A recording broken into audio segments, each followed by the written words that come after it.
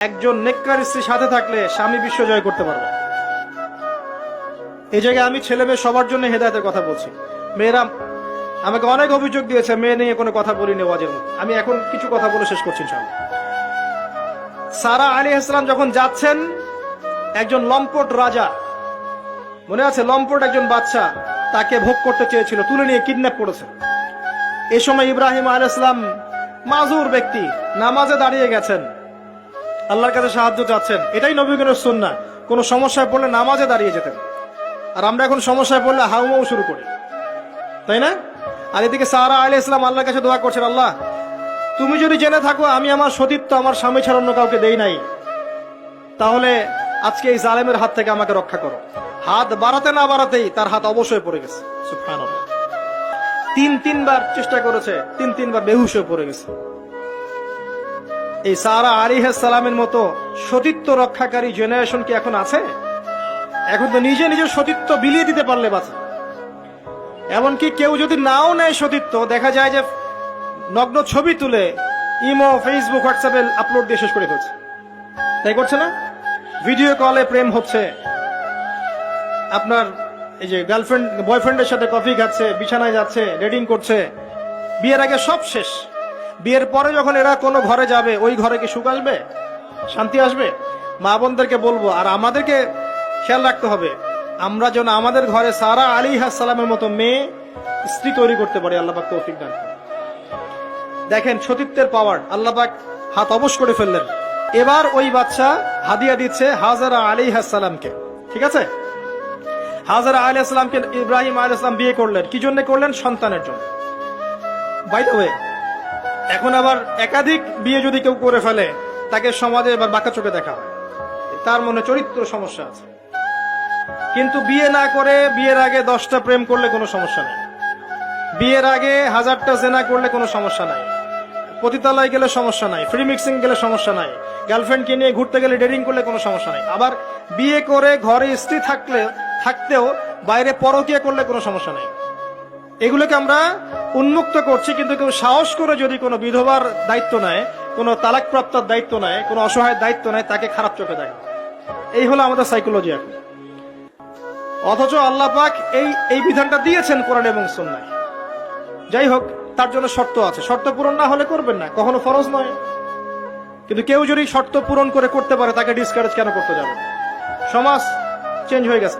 হাজেরা আলাইহিস সালাম, এখান থেকে আমি আমাদের মা বোনদেরকে এবং আমাদেরকে একটা হেদায়েতের কথা বলবো ইনশাআল্লাহ। হাজেরা আলাইহিস সালামের ঈমান, আমল, তাওয়াক্কুল দেখেন। তার গর্ভে আল্লাহ পাক সন্তান দিলেন ইসমাঈল আলাইহিস সালামকে। এবার আল্লাহ পাক বলছেন রেখে আসো। কোথায়? ওই মক্কায়, জনমানব শূন্য জায়গায় রেখে আসলেন। সাথে আছে সামান্য পানি, কিছু খেজুর রেখে আসছেন, এবং ইব্রাহিম আলাইহিস সালাম পিছনে হেঁটে চলে যাচ্ছেন। হাজেরা আলাইহিস সালাম বলছেন, আইনা তাযহাবু ইয়া ইব্রাহিম, আপনি কোথায় যাচ্ছেন হে ইব্রাহিম? আপনি আমাদেরকে জনমানব শূন্য জায়গায় ফেলে কোথায় চলে যাচ্ছেন?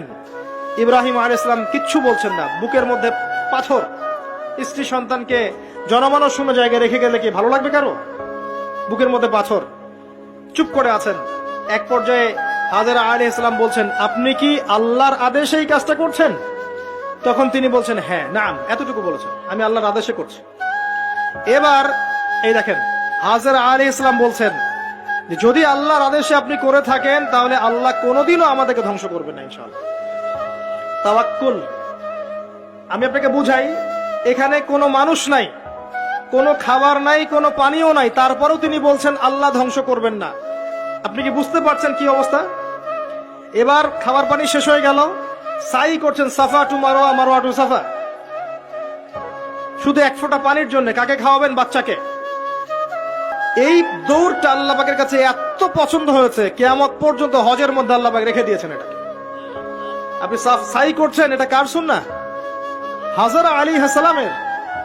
হজের ম্যাক্সিমাম কাজগুলি তাদের পরিবারের কেন্দ্রিক। জামরায় পাথর নিক্ষেপ করা, এই যে তাওয়াফ করছেন, মাকাম ইব্রাহিমে দাঁড়িয়ে নামাজ পড়ছেন, সব কিন্তু এই বংশের সাথে জড়িত। এই ইসমাঈল আলাইহিস সালাম এই হাজেরা আলাইহিস সালামের গর্ভ থেকে এসেছেন। যেমন মা তেমন সন্তান। ইসমাঈল আলাইহিস সালামকে তার বাবা মানুষ করেননি, তাকে মানুষ করেছেন তার মা।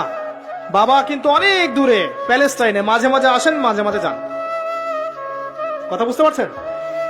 এরকম মায়ের গর্ভ থেকেই এমন সন্তান পাওয়া সম্ভব, যেই সন্তানকে তার বাবা বলছেন যে ইয়া বুনাই ইন্নী আরা ফিল মানামি আন্নী আযবাহুক, হে আমার সন্তান, আমি স্বপ্নে দেখেছি আমি তোমাকে জবাই করছি, ফানজুর মায়াদা তারা, তোমার রায় কি আমাকে বলো।